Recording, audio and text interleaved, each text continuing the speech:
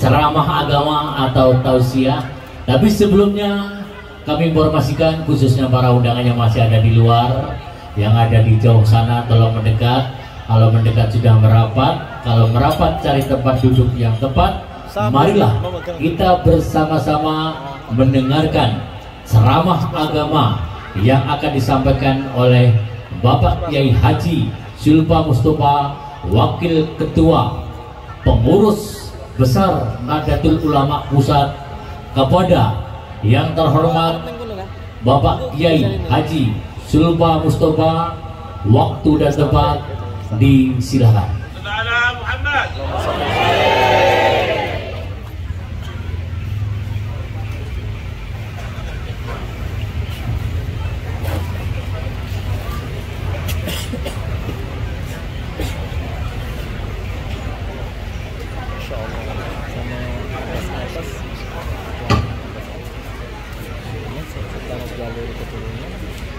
Pandang dengan cinta, Pak. Pandang dengan cinta.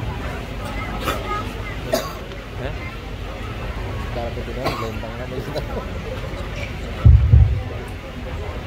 Maju ketua muslimat, maju depan, maju sini. Bunda, ketua kakak, maju. Ketua pakaian.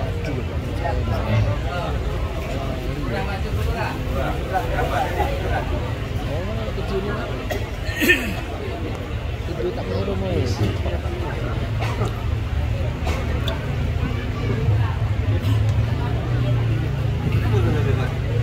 Haji Maksudi mana? Haji Maksudi.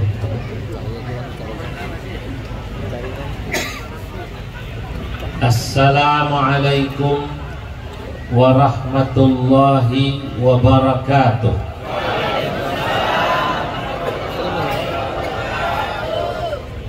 Bisa dibesarkan sedikit? Boleh.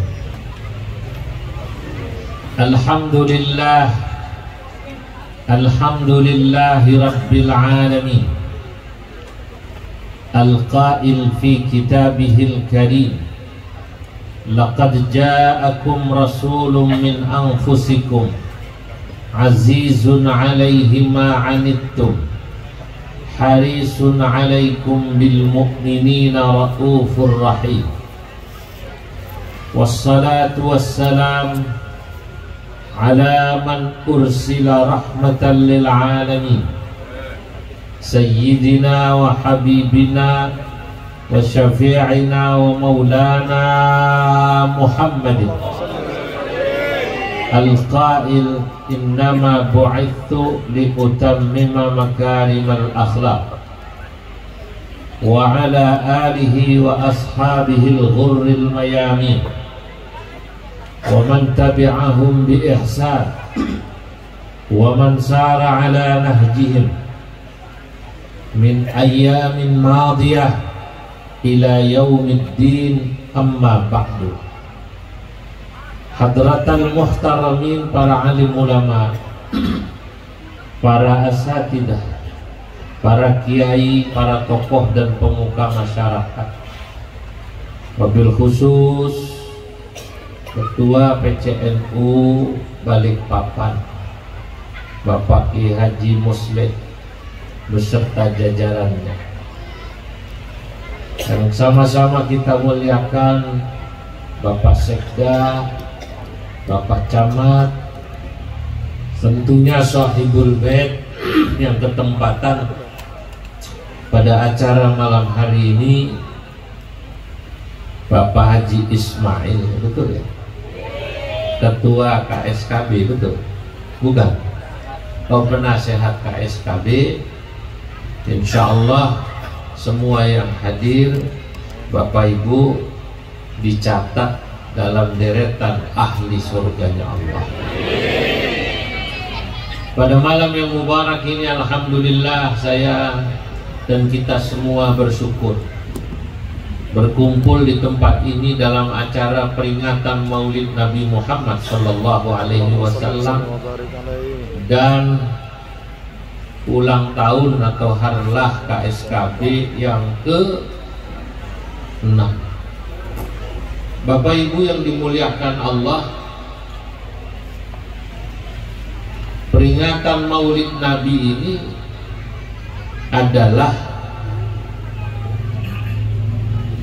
sesuatu yang berkaitan dengan hati, sama dengan orang yang ikut gabung di KSKB ataukah juga yang ikut di organisasi yang namanya Nahdlatul Ulama. Hati itu menarik.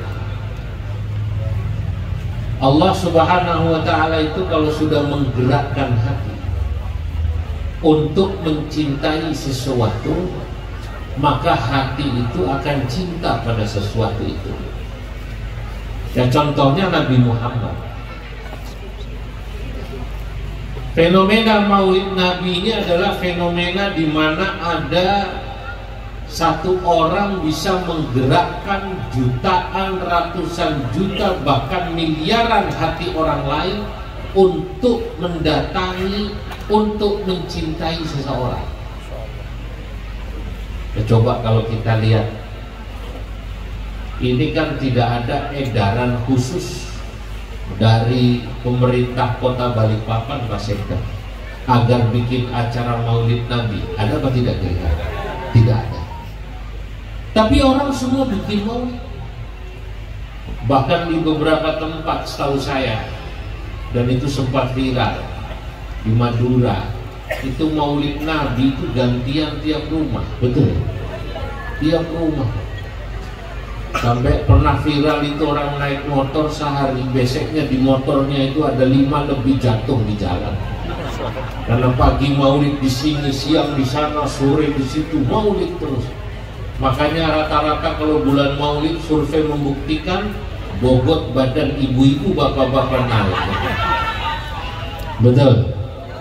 Ya, iya. Pikun limakanin makanun. Di setiap tempat apa namanya? Ini anu coba dia.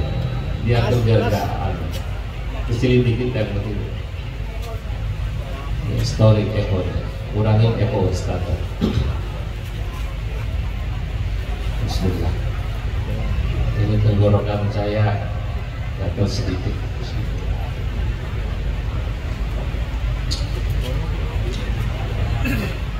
Jadi ini apa namanya? Tentang hati. Nah, udah cukup, jangan dirubah lagi, udah begini aja cukup. Ya, oke. Jangan dirubah lagi. Nah, ini bahasnya yang gedean ini ya.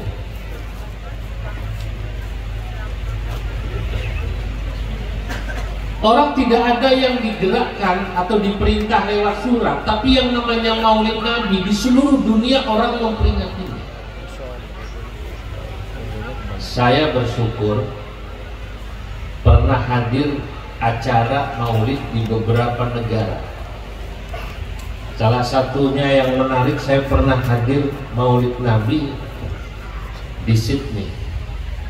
Teman saya namanya Syekh Salim Unwan Al-Husaini di Sydney mengundang saya ke sana untuk sebuah kegiatan dan salah satunya Maulid Nabi. Itulah yang saya ceritakan, ada cerita jenaka tentang bagaimana orang Madura itu sampai ke Sydney nyari ikan. Sampai di sana kemudian ditangkap sama polisi laut Australia. Begitu ditangkap, orang Madura nggak terima. Kata polisi laut Australia, "Oh, Anda ini telah melanggar batas wilayah laut Australia." Orang Madura jawab, "Loh, kata siapa? Mulai kapan laut ini punya sampean? Oh, ini laut Tuhan." Laut siapa? Laut Tuhan. "Loh, Anda ini telah mengambil ikan Australia." Kata polisi sana. Orang Madura jawab, "Oh, sampean keliru. Ini ikan dari Sumenep, lari ke sini saya kejar." Madura saudara.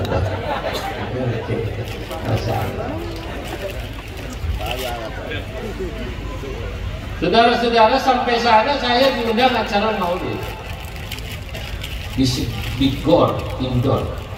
Yang hadir tidak banyak, kurang lebih 7.000. Di Sydney ada maulid yang hadir berapa? 7.000. Dari berbagai macam itu. Orang datang dari berbagai macam atau asal negara yang bermacam-macam. Ada dari Asia, Asianya dari Asia Tenggara, Indonesia, Malaysia, Brunei, Thailand, Singapura. Kemudian ada dari Jepang, ada dari Korea, ada dari India, ada dari Cina, ada dari Turki, ada dari Eropa, Arab Saudi, Syam, Lebanon, Yordan, Mesir, Maroko, bahkan Amerika, dengan berbagai macam latar budaya, semua datang memperingati Maulid dan menyumbangkan sholawat dengan kearifan lokal yang dimiliki oleh negara masing-masing. Nah, itu yang suka saya ceritakan juga. Jadi kalau saya cerita itu bukan mengada-ada, saya dengar langsung. Kalau orang Indonesia baca sholawatnya, ya Nabi salam alaika, plung plung plung plung, kayak gitu. Tola al-badru kayak tadi. Nanti kalau Bapak Ibu dengar sholawatan Maroko lain, sholawat Mesir lain, Cina lain. Orang Cina itu adanya saja lagunya Mandarin. Waktu saya ke Qinghai tahun 2015, saya punya teman namanya Dr. Abu Bakar, asli Cina dari suku Hui. Muslim di sana tidak banyak, tapi Muslim di sana menguasai ekonomi di provinsi Lanzhou, yang punya hotel-hotel Muslim, Cina Muslim, asli sana. Namanya Haji Yusuf, namanya Haji Sulaiman, sesuai namanya kaya. Makanya ngasih nama anak itu kalau bisa disesuaikan, karena itu adalah tafaul, berharap. Ngasih nama anak Sulaiman itu potongannya kaya itu. Karena Nabi Sulaiman itu kaya. Nah, sampai di sana saya sholat Jumat di Masjid Qinghai. Yang sholat itu 100.000 orang Jumat. Karena dipusatkan di satu tempat, seperti di Islamic Center. Jadi masjid lain tidak ada yang bikin Jumatan, hanya di situ. Beda dengan di Balikpapan ini, satu RT ada 2 masjid bikin Jumatan. Betul ya? Nah, saat sholat Jumat itu saya dengar itu adzannya, masya Allah, baru itu saya dengar adzan unik, khas dengan budaya Cina. Waktu itu saya rekam di HP saya, hanya lambat saya. Hayya 'alas salah, hayya 'alas salah,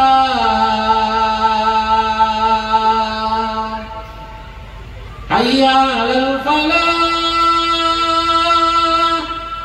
hayya 'alal falah.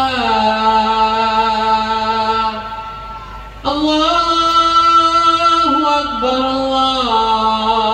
Allahu Akbar, la ilaha illallah.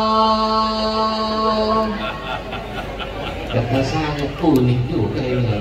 Di Madura nggak ada, di Kediri juga nggak ada. Pecel ada, sambal tumpah. Sambal ini nggak ada sambal tumpah. Ada Pak sebentar. Namanya kalau nggak ada sambal tumpang berarti ini Kediri KW.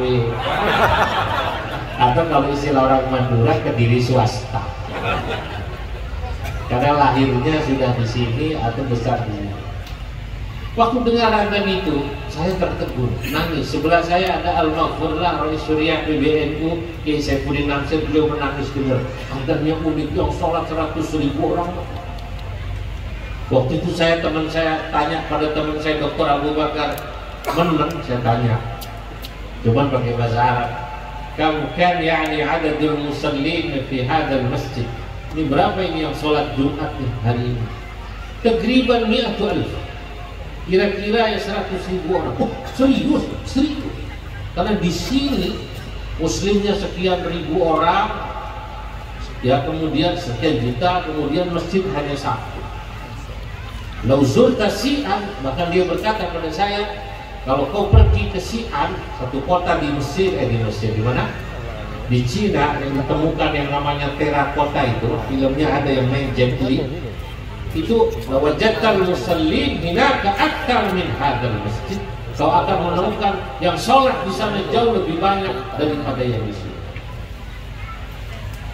Saya batin, ini kalau orang Cina adamnya saja begini, sholawatnya begitu asrokol, pasti lagunya Jet Li, lagunya Wong Kaiho. Begitu asrokol beda kayak tadi ibu-ibu tuh, tola'al badru alaina, kan begitu ya. Di sana lain. Begitu ya Nabi salam bangun, ya Nabi salam alaik, blum blum blum, ya Rasul salam alaik, blum blum blum. Itu salawat orang Cina. Nanti Bapak Ibu dengar salawatnya orang India lain lagi. Kemarin sempat viral, betul begitu? Orang sana ya lagunya yang nggak jauh dari kuncu-kuncu Hotahir. Ya Rasulullah, salamun alaik, ya Rafi'ah sya'ni wad darajin, atfataya.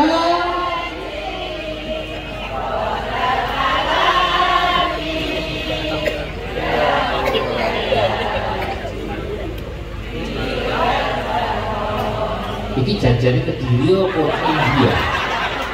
Janjane wong Kediri apa India ini? Ini sebenarnya orang Kediri atau ini? Nah, nanti kalau Anda dengar selawatannya orang Jepang, orang Turki, orang Sudan, akan Anda dengar macam-macam. Pertanyaannya kenapa bisa begitu? Ayat yang tadi saya baca di mukaddimah saya katakan Nabi begitu dicintai di hati semua orang, itu karena memang semua orang merasa Nabi itu seperti bagian daripada dirinya. Itulah makna daripada ayat laqad ja'akum rasulun min anfusikum. Kalimat min anfusikum ini saya terjemahkan bebas. Laqad ja'akum, sungguh telah datang kum kepada kalian hai umat Islam, rasulun, seorang rasul, min anfusikum, yang dirinya Nabi Muhammad itu adalah bagian daripada diri kalian. Diri kalian itu, kalau kita manusia, Nabi itu sangat memahami manusia. Kalau kita orang Arab, maka Nabi itu memang asalnya orang Arab. Kalau kita ini orang Jawa, orang Kediri, orang Indonesia yang memiliki kultur, budaya, tradisi yang bermacam-macam, maka jawabannya Nabi adalah orang yang sangat menghargai kultur, budaya, tradisi macam-macamnya. Maka orang merasa, kalau bahasa anak muda sekarang, Nabi itu gue banget deh. Bahasa anak muda sekarang apa namanya? Nabi itu adalah gue banget. Bayangkan, datang kepada Nabi orang yang imannya belum begitu kuat, bertanya tentang Islam, bagaimana dia ingin masuk surga, minta diberitahu caranya supaya bisa masuk surga. Ya Rasulullah, dullani ala amalin, tunjukkan saya satu amal yang apabila saya mengamalkan itu, saya bisa masuk surga dengan mudah. Nabi pandang orang itu, potongannya ini orangnya awam, kecorok kusik dan bongso garangan. Bongso apa nih? Garangan, itu bahasa Jawa Timur ya. Saya orang Banten, orang Jakarta, tapi saya harus mengikuti. Kalau ke Jawa Timur saya harus belajar bahasa Jawa Timur. Kalau saya ke Madura, tore. Ngiring. Kalau saya ke Lombok, saya bilang pelungguh sami. Tiang itu pulau. Panjenengan itu kalau bahasa Lomboknya yang halus, ya NTB pelungguh sami. Kan begitu nggih? Ini pelungguh sehat pelungguh. Nah, ini pelungguh. Nah itu. Jadi Nabi itu begitu datang orang yang tadi itu nggak begitu soleh. Oh, orang ini belum begitu soleh. Beda dengan anggota KSKB yang dari wajahnya alhamdulillah soleh-soleh, amin. Dari wajahnya Pak Sekda ini anggota KSKB ini kelihatan rata-rata Al-Quran di luar kepala semua. Di anggota KSKB ini Al-Quran semua di luar kepala ya. Di luar kepala itu artinya kepala di mana, Quran di mana. Nah, Nabi begitu yang datang ini orang yang belum begitu soleh bertanya tentang Islam. Beliau menjelaskan Islam itu yang mudah saja. Bukan wiridan-wiridan yang diberikan seperti kepada ahli torekoh yang sudah tua-tua. Dan tua-tua itu memang ahli wirid. Datang minta torekoh, kembah. Kalau orang Kediri datangnya kemana namanya? Ke Tulungagung, Mbah siapa? Mbah Jalil ya? Ya, pasti wiridannya berat. Nah kalau yang kayak begini mungkin yang orang udah sepuh-sepuh. Kalau sudah pensiunan nanti pensiun Pak Sekda. Nah itu pensiun nanti wiridannya banyak boleh. Kalau masih Sekda pensiun jangan banyak-banyak, kerjanya yang banyak. Betul atau tidak? Kalau udah pensiun monggo lah wiridannya banyak. Tunggu subuh orang belum bangun sambil nyetel tarhimnya sudah selesai orang belum datang wiridan lagi kan begitu. Kan kalau di kampung kalau orang sepuh-sepuh yang sudah matang gitu nunggu subuh wiridan. Pensiunan, wiridannya pensiunan itu kelihatan ngenes banget ya. Senajan urip duit pas-pasan, sing penting atine kepaiman, iki nasibe wong pensiunan, uripe ayem dununge aman, uripe ayem dununge aman. Ya Rasulullah salamun alaik ya Rabbi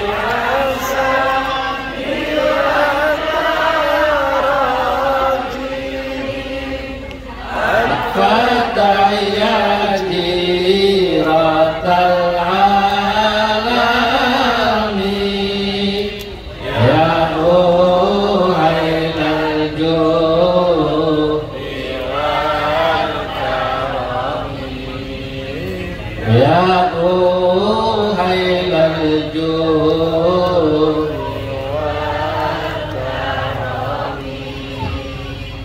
Itu selawat. Bapak Ibu, Nabi melihat karena dia masih muda nih orangnya belum soleh seperti jamaah KSKB dan warga NU ini, maka Nabi menjawabnya dengan jawaban yang membuat orang itu merasa oh Islam itu gampang ya. Ternyata Nabi hanya bilang sudah, kau yang penting sholat 5 waktu, jaga sholat 5 waktu. Dia balik bertanya pada Nabi, ya Rasulullah, hanya sholat 5 waktu? Iya. Tidak ada tambahannya ya Rasul? Sudah itu cukup. Orang itu langsung pamit. Dia mengatakan, demi Allah ya Rasulullah, saya akan kerjakan sholat 5 waktu ini tidak kurang tidak lebih. Pas bandrol. Dia pamit. Nabi katakan, aflaha in sodaqah. Orang itu kalau sesuai omongannya, insya Allah selamat dunia akhirat. Hanya sholat 5 waktu. Tapi jangan disalahpahami. Kalau gitu saya sholatnya ya 5 waktu aja lah, gak usah pakai qobliyah, tidak usah pakai apa namanya. Dan ini dalam konteks orang tadi. Karena apa? Karena Bapak Ibu, manusia ini kualitas keimanannya, kata orang Madura, cemacem tadi. Apa namanya? Cemacem lah. Ada yang soleh, ada yang kuat. Lah Nabi itu kalau lagi kumpul sama yang imannya tinggi, pembahasan Islam yang tinggi. Kalau dengan orang yang imannya sedengah, ya sedengah. Kumpul sama yang rendah, ya beliau menjelaskan bagaimana Islam itu mudah. Intinya, tadi saya katakan, orang semua merasa bahwa Nabi itu min anfusikum, ya bagian dari dirinya. Kalau ada orang misalnya senang silat, KSKB ini senang silat, ada yang senang silat ya. Nabi itu ya ayo silat. Ada yang senang bersyair, sama Nabi tidak dilarang sahabatnya. Dulu ada namanya sahabat yang ahli syair Arab, namanya Hasan bin Sabit. Kalau Nabi datang dia memuji, dia bangun, dia buat syair. Qiyami lil azizi alayya fardun wa tarkul qiyami ma huwa mustaqim. Nah, jadi orang yang bersyair tidak dilarang. Orang yang silat waktu itu dalam Sahih Bukhari pada saat hari raya Idul Fitri tidak dilarang. Jadi orang semua merasa berislam itu mudah. Mereka semua merasa Nabi itu sayang sekali, menghargai, memaklumi kebiasaan saya. Bahkan ketika Nabi datang Bapak Ibu ke satu tempat, disuguhi satu makanan. Makanan itu namanya dok. Apa namanya? Dok. Dok itu semacam biawak. Kalau di sini kita mengartikannya kadal burung. Warnanya agak kuning. Coba dilihat di Google. Itu tidak haram. Tapi karena Nabi di Mekah, beliau tidak makan itu. Pada saat Nabi datang di situ, Nabi tidak makan. Tapi Nabi tidak melarang orang sana makan dok. Pada saat ditanya, ya Rasulullah, apakah ini dilarang? Kenapa engkau tidak makan? Oh tidak, hanya saja saya tidak biasa makan, tapi silakan Anda makan. Masya Allah, itu Nabi. Lah, makanya Bapak Ibu, kalau orang bisa menjelaskan Islam semacam makna seperti Nabi ini, maka saya yakin dimanapun kita menyebarkan Islam, kita akan bisa diterima. Karena sesungguhnya Islam itu tadi rahmatan lil alamin. Sama kayak sholawat tadi saya beri contoh. Sampai India jadi lagu India, sampai Cina jadi lagu Cina. Jadi orang Cina merasa ini Nabi saya. Mereka nggak bisa sholawatan seperti orang Jawa, tidak masalah, karena yang penting isinya sholawat. Itu makna min anfusikum. Saya ingat dulu, ya Allah, ada kiai di Kudus, terkenal kiai ini, Pak. Namanya Mbak Arwana Al-Hafidh. Sudah hafid Quran, beliau itu mursyid thariqah, alim besar. Tapi beliau memaklumi jamaahnya yang memang kualitasnya lain-lain. Tahun 80-an ini yang cerita bunyai saya, Mbak Arwani diundang ke Jakarta. Mobil waktu itu tahun 80 paling hebat L300. Belum ada Alfa, belum ada mobil Palisade, belum ada Fortuner, belum ada Innova. L300 itu juga kiainya bukan punya mobil itu, mobilnya sewaan. Supirnya karena sewaan dia sedapatnya. Bawa kiai besar, Pak. Sepanjang jalan supir ini yang disetel lagunya dangdut Terajana. Terajana, Terajana dangdut. Tapi Mbah Harwani apa marah? Tidak.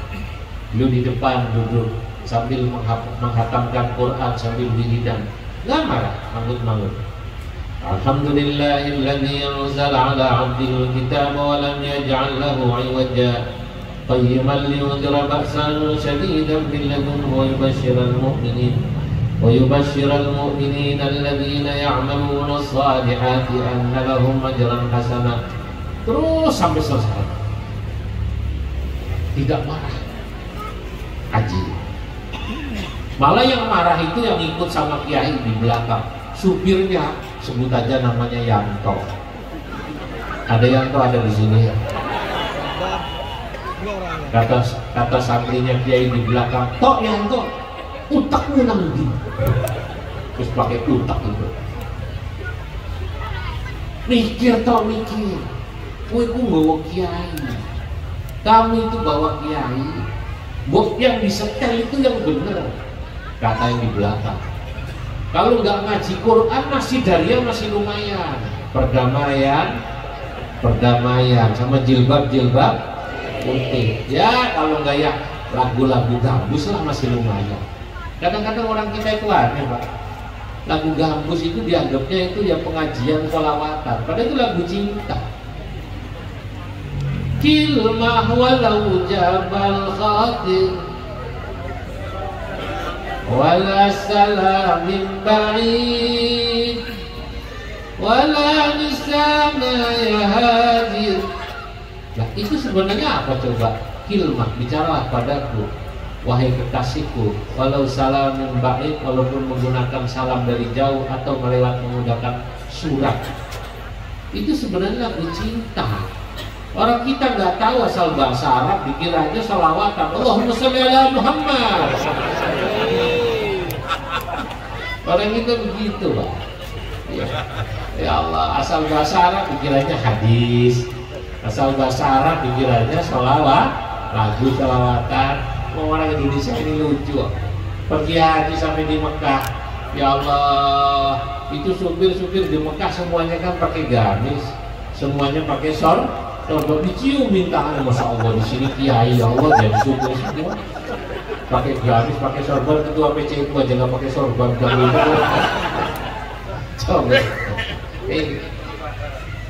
Udahlah saudara, Bapak Ibu.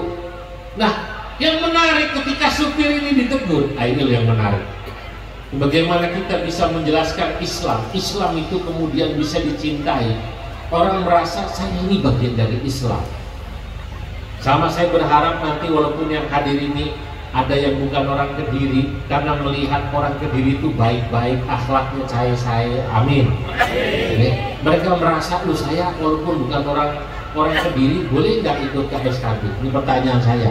Kalau ada orang yang hadir ini bukan orang Kediri, tapi pengen ikut KSKB, boleh apa tidak? Nah, itu kalau sudah sampai begitu, berarti orang Kediri KSKB top. Kenapa top? Karena tadi bisa membuat orang merasa ini loh saya sekali. Walaupun saya orang Pasuruan, walaupun saya orang Sumeneb, walaupun saya orang Jember, walaupun saya orang Banyuwangi, orang Oseng, tapi saya merasa kok Kediri gitu loh. Nah itulah yang dilakukan oleh Nabi. Ini juga dilakukan oleh Mbah Arwani. Apa kata Mbah Arwani? Ketika sopir ini ditegur karena nyetelnya tadi lagu dangdut, Mbah Arwani matur begini. Mbah Arwani bilang gini, orang apa toh, nggak apa-apa toh, enak, sip, terus no. Sing penting orang ngantuk, orang nabrak. Yang penting kamu nggak ngantuk, nggak dilarang Pak Kiai. Ini jadi kiai jangan takut juga gitu gengsi, santai aja gitu loh.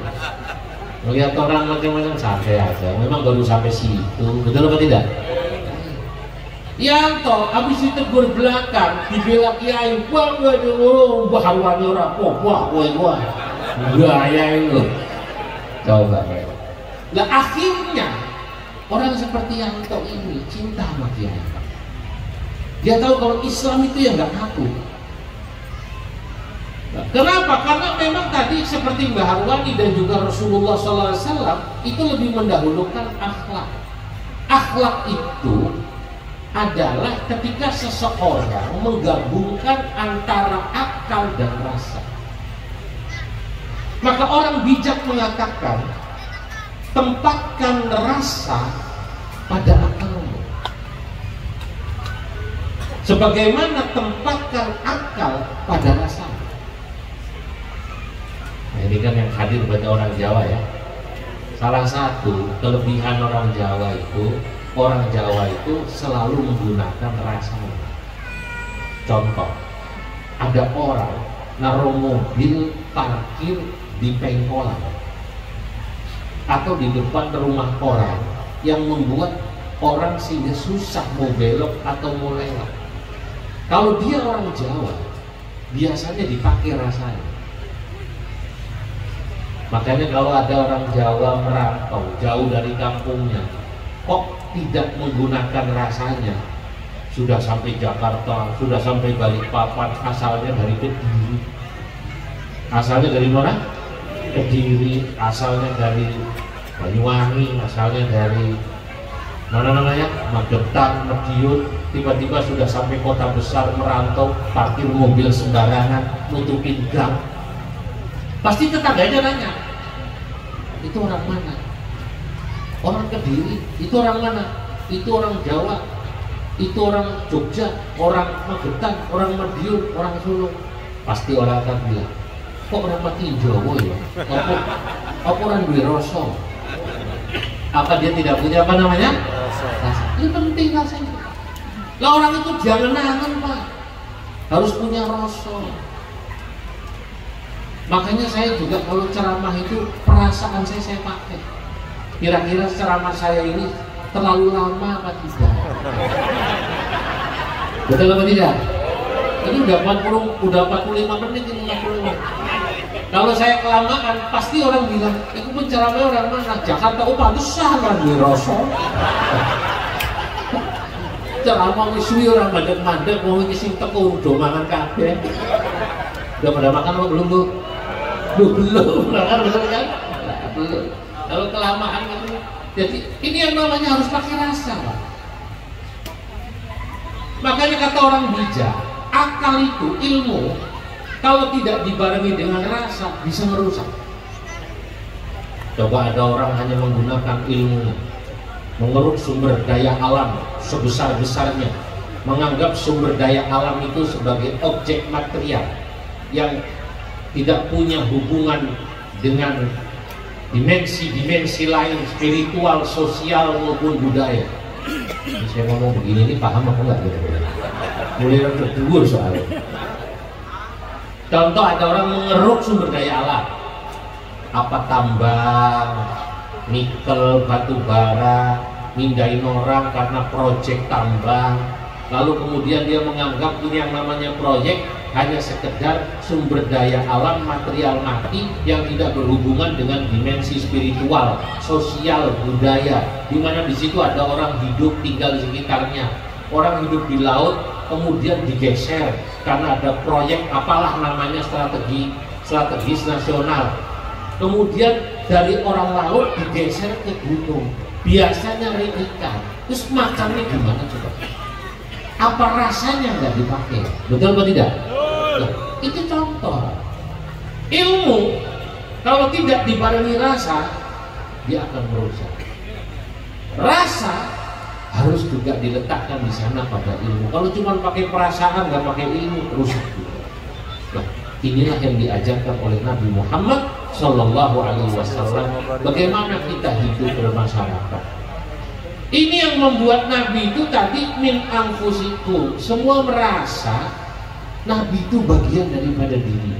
Masya Allah, nggak ada yang bisa mengklaim Nabi itu hanya milik orang-orang. Oh, Nabi itu hanya milik umatnya yang soleh-soleh, yang sudah luar biasa kesolehannya, sehingga yang belum soleh serasa nggak berhak memiliki Nabi. Oh tidak, itu Nabi Muhammad Shallallahu Alaihi Wasallam. Dan inilah sesungguhnya gabungan antara akal dan rasa yang disebut dengan akhlak. Apa namanya? Akhlak.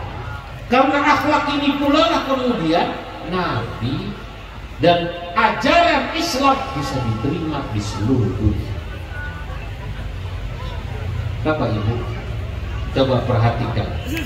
Para sejarawan semua berkata bahwa Islam masuk ke Indonesia itu karena pendekatan yang digunakan oleh pendahulu kita yang menyebarkan agama Islam di Indonesia adalah pendekatan akhlak, bukan kekerasan, bukan peperangan. Makanya Islam di Indonesia aman. nggak ada yang ribut perang gantian. Karena di sini merasa orang bukan ditaklukkan oleh Islam dengan senjata, tapi mereka tertarik pada Islam karena keindahan agama Islam. Itulah makna daripada hadis Nabi, wa innaka makna daripada firman Allah, wa innaka la'ala khuluqin adzim. Jadi panjenengan Bapak Ibu, kalau tanya Islam itu apa sih Pak? Agama. Ya agama itu intinya akhlak. Orang kalau dianggap agamanya bagus itu ukurannya apa Pak? Ya ukurannya akhlaknya. Bukan semata-mata sholatnya, bukan semata-mata puasanya, bukan semata-mata zakatnya. Akhlaknya dia. Ad-dinu huwal khuluq. Agama itu akhlak. Faman zada 'alaika fil khuluqi zada 'alaika fid din. Inti agama itu akhlak. Kalau ada orang yang akhlaknya lebih bagus dari Anda, berarti orang itu kualitas agamanya lebih bagus.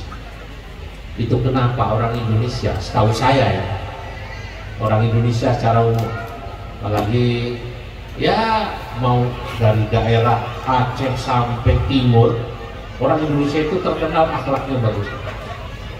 Saya sekitar 3 minggu lalu keliling Merauke, NTT. Orang timur, kalau di Jakarta, orang Papua, orang NTT, kalau yang belum tahu dianggapnya serem. Betul-betul. Pertama dari tampilannya. Tapi kalau orang yang sudah main ke Papua, orang sudah datang ke NTT, saya sudah keliling, ternyata orang sana asli Indonesia, akhlaknya bagus.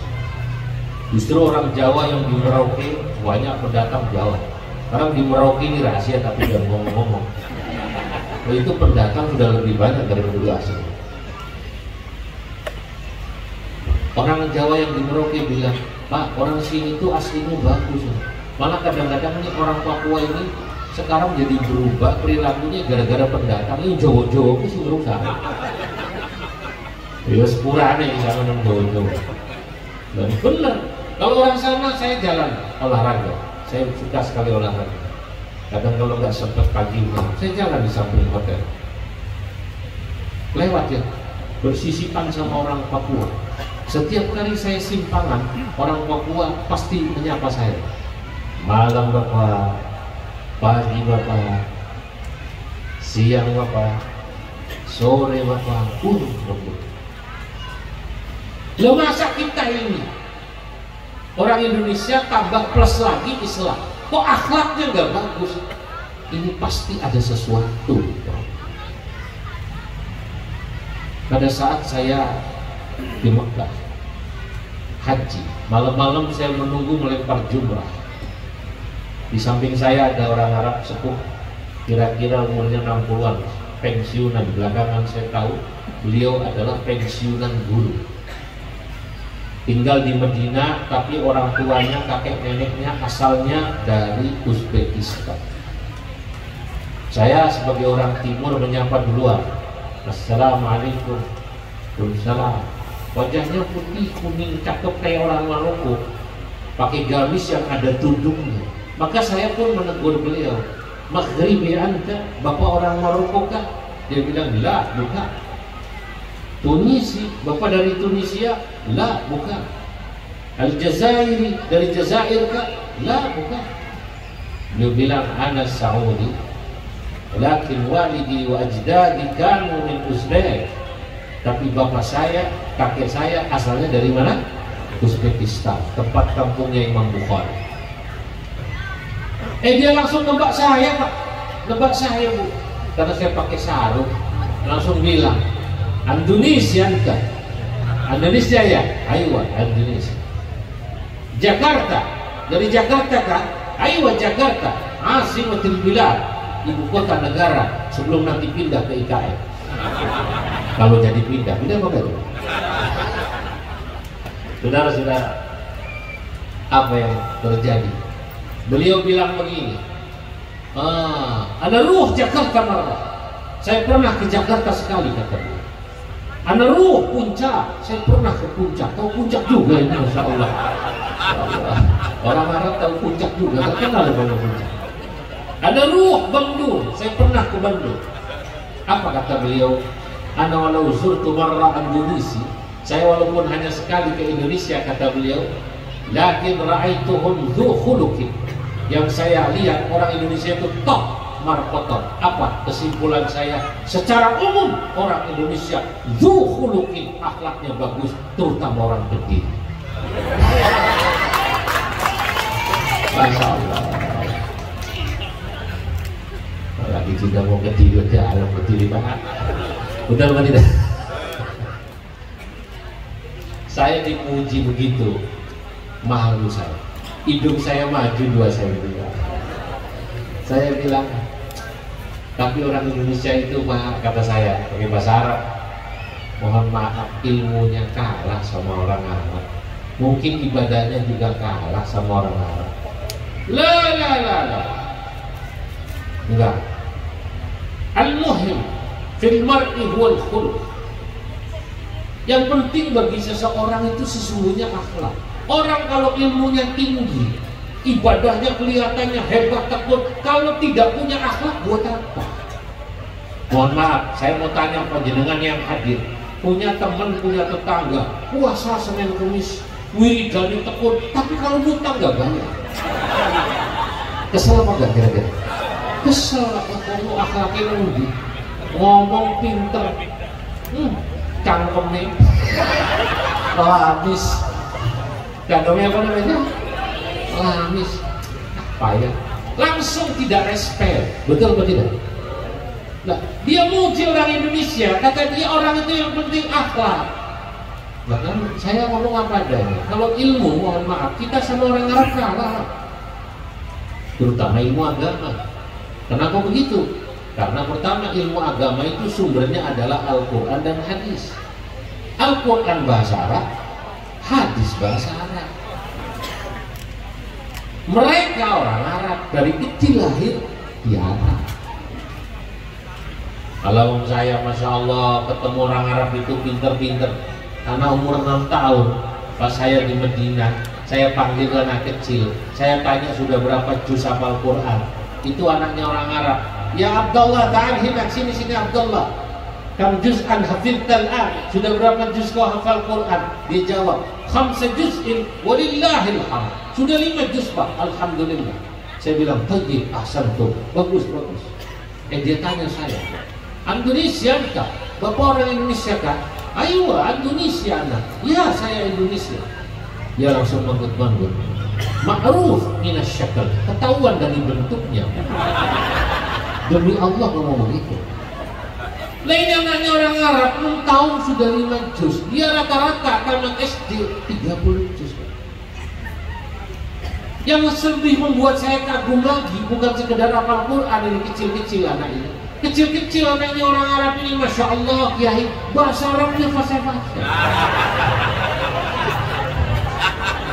Bahasa Arabnya fasih-fasih, Pak, Masya Allah.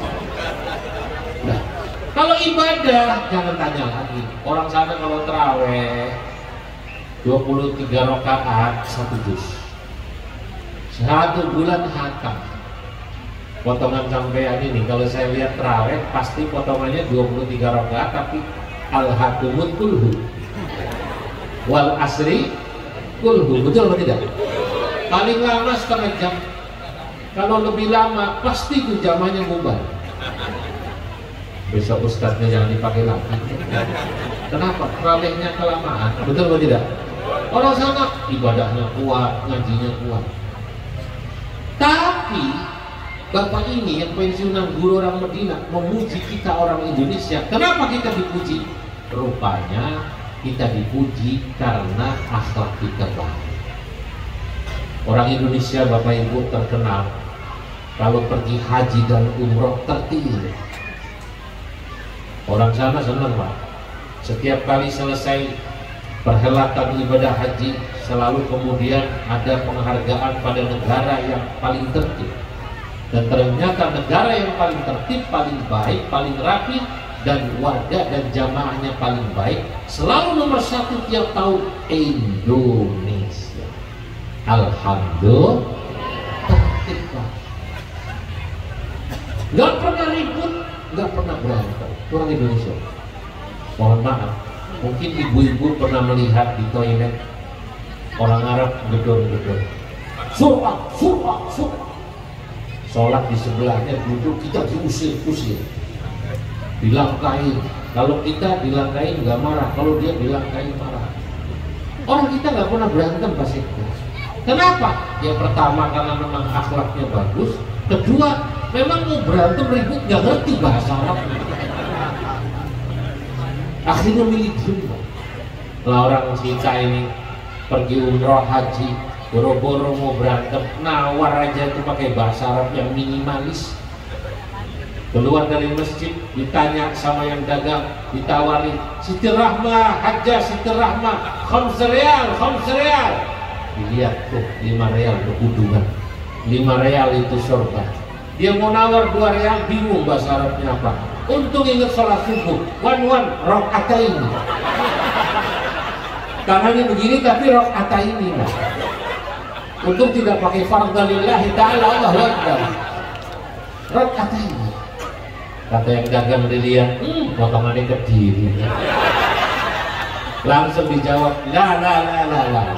Talata rakaat fardhalillahi ta'ala, Allahu Akbar. Dia nawar 2 real dikasih 3 real. Dia nawar pakai subuh dikasih pakai mah. Tapi orang sana secara umum kagum sama orang Indonesia karena akhlak. Lah, kalau Nabi dicintai karena akhlak, Nabi dicintai karena ajarannya yang rahmatan lil alamin. Saya ingin sampaikan pada malam yang mulia ini, jadilah kita semua, termasuk pengurus NU. Kalau NU mau dicintai pengurusnya, maka NU kalau mau dicintai di sini pengurusnya harus menunjukkan bagaimana ajaran NU yang indah, ajaran Islam rahmatan lil alamin. Kalau KSKB mau dicintai sama orang, ya jangan semena-mena. Tunjukkan bahwa kami warga Kediri tadi cinta damai. Betul apa tidak? Cinta damai kan tadi? Saya slogannya nggak hafal itu tadi. Apa tadi Pak? KSKB guyup, KSKB bersatu, KSKB di hati, Masya Allah. Itu kalau bisa begitu itu pasti karena akhlak. Nah, makanya saya katakan kalau Nabi dicintai oleh Masya Allah miliaran umatnya, NU juga begitu sekarang. NU Nahdlatul Ulama dicintai oleh seluruh warga Indonesia sehingga menjadi organisasi terbesar. Hari ini Nahdlatul Ulama, Bapak Ibu, itu adalah organisasi terbesar di dunia. Sudah, survei Kompas terakhir itu yang mengaku NU 60% dari penduduk Indonesia. Kalau Muslim, ya berarti kurang lebih 130 jutaan. Maaf, 60% dari penduduk Muslim. Maaf. 130 juta orang ngaku NU. Karena Kompas bikin survei, orang ditanya, sampai Islam. Selama ini Anda merasa NU, Muhammadiyah, atau Persis, atau yang lain? Mayoritas ngaku NU. Karena begitu dijelaskan tadi, NU itu misalnya wujud seperti ini, ada selamatan, ada tahlilan, silaturahim, selawatan, haul, apa namanya, manaqib, maulid, nabi, itu semua merasa NU Pak. Apalagi nanti kalau sudah musim pilpres, pilkada, semua merasa NU Pak. Karena orang ngaku NU itu, Masya Allah, nyalon wali kota ngaku NU aja jadi biasanya. Betul apa tidak? Ya, ngaku NU itu, Masya Allah, berkah ngaku NU itu. Ngaku NU nyalon gubernur menang Pak. Ngaku NU nyalon pilpres ini menang Pak. Ini tadi beliau bisik-bisik sama saya, ini cawapresnya udah 2 dari NU. Betul apa tidak? Satu Caimin, satunya siapa? Pak Mahfud. Alhamdulillah Madura punya cawapres. Akhirnya jadi juga ngukur baju ya. Kemarin sudah ngukur baju nggak jadi. Kata orang Madura, nanti kalau Madura punya wapres jembatan Suramadu kita ubah namanya. Loh, kenapa? Jadi Madu Surah. Yang kasih nama Suramadu itu kan katanya Pak SBY. Nah kalau Suramadu itu kan kalau orang Surabaya ke Madura. Kita ini orang Madura ke Surabaya, maka kita ubah jadi jembatan. Nah saudara-saudara, nah kenapa kok bisa seperti ini? NU dicintai, Nabi Muhammad dicintai, ya karena kan ajarannya yang indah. Malam ini saya ingin ajak semua paguyuban kerukunan Kediri Bersatu KSKB ini, ayo sama-sama. Setiap paguyuban semacam ini insya Allah adalah paguyuban yang penuh positif. Karena apa? Pertama, mereka tidak ingin melepaskan ikatan-ikatan primordial atau ikatan-ikatan budaya dengan kampung. Bu, jadi orang Kediri itu kalau lagi merantau kumpul sama saudaranya itu merasa nikmat, betul apa tidak? Apalagi di sini nih perantau Kediri termasuk banyak ya. Kemarin saya di NTT, di daerah Kabupaten Timur Tengah, ya. Timur Tengah Selatan PKS nya. Muslim di sana itu hanya sekitar 15.000 dari 450.000 penduduk sana. Jadi nggak ada 3%. Tapi Murudan yang datang 3.000 orang. 3.000 dari 15.000 di kabupaten yang sangat luas, hebat. Kabupatennya luas, dari ujung sini ke sana bisa 5 jam. Tapi semangat dia sebagai orang Islam, Maulid Nabi kumpul di masjid tumplek. Ternyata di belakang ini semuanya itu adalah paguyuban sponsornya. Saya nggak bisa ngitung paguyuban Demak, paguyuban Kediri, paguyuban Klaten, paguyuban Wonogiri, paguyuban Lamongan, paguyuban, itu urunan semua. Mereka bisa bikin masjid besar yang banyak. Apalagi ketika tahu bahwa di situ Islam minoritas. Nah, makanya keberadaan paguyuban semacam ini, insya Allah saya yakin banyak maslahatnya. Nah, moga-moga insya Allah paguyuban ini akan membawa kemaslahatan di ulang tahunnya yang ke-6 dan selanjutnya buat warga Kediri khususnya, dan juga warga Kediri dan sekitarnya yang ada di Balikpapan. Alhamdulillah. Semoga ketuanya, pengurusnya, rizkinya dimudahkan Allah. Ya. Dan jangan lupa, karena merantau itu niatnya adalah untuk merubah nasib. Selain merubah nasib, jangan lupa daerah. Tapi tolong, ketika merantau kita punya tugas yang tidak kalah penting, yakni tugas sebagai seorang muslim. Dimanapun kita merantau, kita harus melanjutkan dakwahnya Nabi Muhammad SAW. Karena Islam ini bisa menyebar di seluruh dunia karena fungsi orang-orang Islam yang merantau dari satu daerah ke daerah lain. Dari Mekah, Arab ke Cina, dari Mekah ke Afghanistan, dari Mekah, Madinah ke Uzbekistan, Islam sampai sana. Dari Mekah ke Jepang, Islam sampai sana. Nah, termasuk kita, termasuk saudara-saudara kita di Merauke, termasuk saudara-saudara kita di NTT. Sampaikan Islam yang rahmatan lil alamin. Sekian dari saya, tidak terasa ini sudah 1 jam. Sehari ini saya hitung, saya dari pagi, siang, tadi maghrib, dan sekarang. Masya Allah, rata-rata 1 jam kali 4.